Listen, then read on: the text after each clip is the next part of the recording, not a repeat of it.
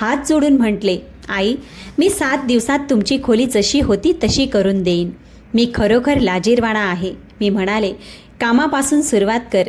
रोहित, शब्द नंतर पाहू. अमित माझ्या समोर उभा राहिला. त्याचे डोळे लाल झाले होते. आई, मी तुमच्याशी एकांतात बोलू इच्छितो. निशा लगेच म्हणाली, अमित, आत्ता नाही. यावेळी अमितने पहिल्यांदाच तिच्यासमोर थेट उत्तर दिले, निशा, आता मी माझ्या आईशी बोलणार आहे. खोलीत एक विचित्र शांतता पसरली. निशाला कदाचित पहिल्यांदाच जाणवले की ज्या माणसाच्या शांततेवर ती आपले वर्चस्व चालवत होती ती शांतता तुटू शकते. अमित मला ऑफिसच्या बाहेरच्या वरांड्यात घेऊन गेला. बाहेर कडुलिंबाचे झाड होते. खाली 2 प्लास्टिकच्या खुर्च्या ठेवल्या होत्या. तो माझ्यासमोर उभाच राहिला, बसला नाही.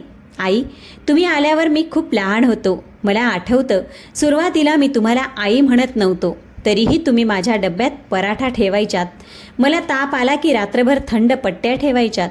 बाबा रागवायचे तेव्हा तुम्ही मध्ये पडायच्यात. आणि काल रात्री मी तिथेच उभा राहिलो. मी काहीच केलं नाही. मी स्वतःला माफ करू शकत नाही.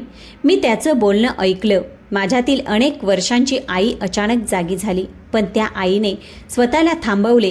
मी म्हणाले, अमित, पश्चाताप चांगला असतो रे, पण पश्चाताप तेव्हाच खरा असतो जेव्हा तो माणसाला बदलतो. जर तुला खरोखर लाज वाटत असेल तर आधी माझ्या खोलीतून माझ्या वस्तू परत आण. माझ्या पतीचा फोटो परत त्याच जागी लावा. माझी पूजेची थाळी जिथे होती तिथेच ठेवा. आणि आपल्या मुलांना सत्य सांगा की त्यांची आजी कोणताही भार नव्हती. ती ह्या घराचा पाया होती. अमित रडू लागला. मी करेन आई, मी सगळं करेन. मी त्याला आशीर्वाद दिला नाही, पण त्याच्याकडे पाठही फिरवली नाही. कधी कधी तुटलेली नाती तिथूनच पुन्हा सुरू होतात, जिथे खोटेपणा संपतो. 7 दिवस खूप लांब होते, पण प्रत्येक दिवसाने एक नवा चेहरा दाखवला. पहिल्या दिवशी रोहित कविताताईच्या घरी आला आणि माझ्या ट्रँक समोर हात जोडून उभा राहिला. तो माझ्या खोलीतून आणलेल्या वस्तू घेऊन आला होता. माझी पूजेची थाळी, हरिरावांची शॉल, माझी जुनी डायरी आणि आईच्या तुटलेल्या बांगड्यांचा डब्बा. तो म्हणाला, वहिनींनी या वस्तू स्टोअररूममध्ये ठेवायला सांगितल्या होत्या. मी त्या बाहेर काढल्या. मी त्या वस्तूंकडे पाहिले. काहीही फार महाग नव्हते, पण माझ्या आठवणी त्यांच्यात वसलेल्या होत्या. मी त्याला विचारले, तुला माहीत आहे का सर्वात मौल्यवान काय आहे? त्याने हळूच म्हटलं. मी मान हलवली नाही.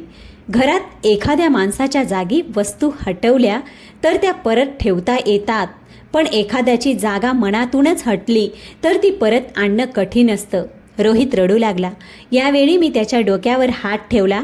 माफी पूर्ण झाली नव्हती, पण दार थोडंसं उघडलं होतं.